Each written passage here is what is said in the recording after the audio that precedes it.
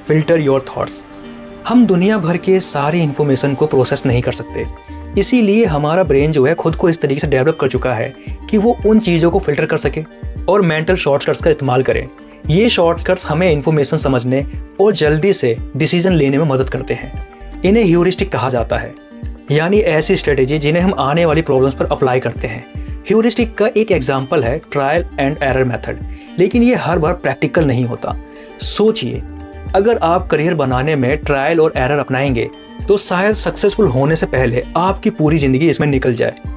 एक और impractical heuristic, social proof. इसका मतलब है कि हम वही करने लगते हैं जो दूसरे लोग कर रहे होते हैं या फिर कह रहे होते हैं और खुद से सोचते ही नहीं है। इसी तरह फैमिलियरिटी, वही करना जो जाना पहचाना हो, एक ही रूटीन को फॉलो करते रहना।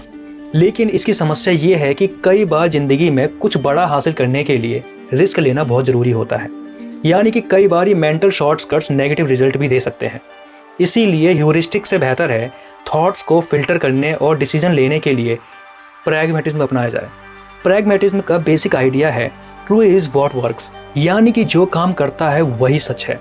मान लीजिए कि कोई कहे मुझे ड्रग्स लेने से बहुत फ़ायदा होता है, तो इसका लिटरल मतलब ये है कि नहीं लेना चाहिए। जैसे कि एक कहावत है, good things come to those who wait, यानी कि सब्र करने वालों को अच्छा फल मिलता है।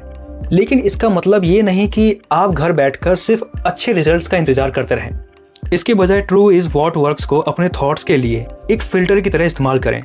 ऐसा फ़िल्टर जिसे आपका दिमाग आसानी से स्वीकार कर सके। इसका मतलब है कि सिर्फ उसी इंफॉर्मेशन को ध्यान देना जो सीधे आपकी ज़िंदगी को इम्पैक्ट करती हो। अगर कोई जानकारी आपके काम की नहीं है तो उसे इग्नोर कर दें। सिर्फ उन आइडियाज़ को अपने दिमाग में जगह दें जो आपकी ज़िंदगी को बेहतर बना सकती है। उदाहरण के लिए, बहुत से लोग मानते हैं कि बड़े शहरों में बड़ी अपॉर्चुनिटी होती है। डेरियस भी यही सोचते थे। इसी वजह से जॉब्स की तलाश में वो लंदन गए और उन्हें एक हाई पेड जॉब्स मिली। लेकिन बड़ी नौकरी अपने साथ बड़ी जिम्मेदारी और समस्याएं भी लेकर आती है। जल्द ही डेरियस को ये एहसास हुआ कि उन्हें बड़े शहर पसंद ही नहीं है।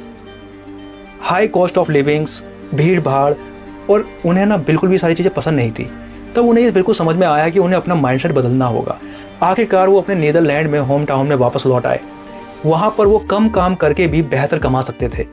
छोटे शहर ज़्यादा शांत होते हैं और वो वहाँ पर कई लोगों को जानते भी थे। सिर्फ 10 मिनट में वो शहर के किसी भी इकोनॉमी या कोने में पहुँच सकते थे। हो सकता है कि बाकी लोग कहें कि होम टाउन वाली ज़िंदगी बहुत ज़्यादा बोरिंग और अनसेटिस्फाइड है, लेकिन डेरियस के लिए वही सबसे ज़्यादा बेहतरीन थी। वही उनके लिए काम कर गई और आपको भी वही करना चाहिए जो आपके लिए काम का है। इसी तरह आप ज़्यादा प्रैक्टिकल बन सकते हैं। अब बात करते हैं स्टॉप थिंकिंग। इंसान के दिमाग में लगातार थॉट्स आते रहते हैं, खासकर तब जब रात में नींद नहीं आ रही होती है। अब तक आपको एहसास हो गया होगा कि हमारा लगभग 99% थॉट्स बेकार होते हैं।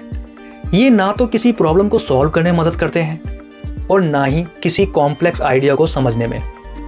हो सकता है कि आप भी अपना जो काफ़ी समय ऐसी सोच में बिताते हैं, कहीं मैं फेल ना हो जाऊं, कहीं मुझे कोई गंभीर बीमारी ना हो जाए, कहीं मेरी ज़िंदगी बर्बाद ना हो जाए, लोग मुझे लूजर समझेंगे, मैं सब कुछ छोड़ देना चाहता हूं। लेकिन सोचिए, ऐसे थॉट्स आखिर मकसद क्या होता है? शायद इसका कोई जवाब ही नहीं है और यही सच्चाई है। इनका कोई मतलब होता ही नहीं है। ये सिर्फ बेकार के विचार हैं जो हमारी कोई मदद नहीं करते। फिर ये आते क्यों हैं? इनका समाधान है अपने थॉट्स के प्रति अवेयर रहना। खुद को दोष देने की बजाय इस बात पर ध्यान दें कि कौन से थॉट्स इग्नोर करने हैं और कौन से डिसीजंस हमें लेने में मदद करते हैं। डेरियस को भी कई सालों तक हार मान लेने या फिर ये सब छोड़ देने वाले फिजूल थॉट्स आते थे। जब वो हाई स्कूल में थे, पढ़ाई छोड़कर काम करना चाहते थे।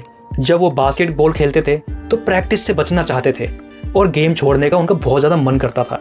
जिंदगी में कई बार उन्हें उन चीज़ों को छोड़ने के बारे में सोचा जिन्हें वो पसंद करते थे एक्चुअली। लेकिन एक समय के बाद उन्हें ये महसूस हुआ कि अब बस बहुत हो चुका। उन्होंने तय करा कि वो बेवजह ज़्यादा नहीं सोचेंगे। वो अपने थॉट्स के प्रति जागरूक होने और उनसे कहने लगे कि तुम मुझे कंट्रोल नहीं कर सकते। सुनने में ये थोड़ा सा अजीब लग सकता है, लेकिन ये तरीका सच में काम करता है। जब डेरियस ने अपने थॉट्स को कंट्रोल करना सीख लिया तो वो पहले से ज़्यादा शांत और खुश रहने लगे। उन्होंने समझ लिया कि हार मानने या छोड़ देने की इच्छा जो है दरअसल डर का ही एक रूप है, लेकिन उन्होंने उस डर के आगे झुकने से इनकार कर दिया और वो आपको भी यही करने की सलाह देते हैं।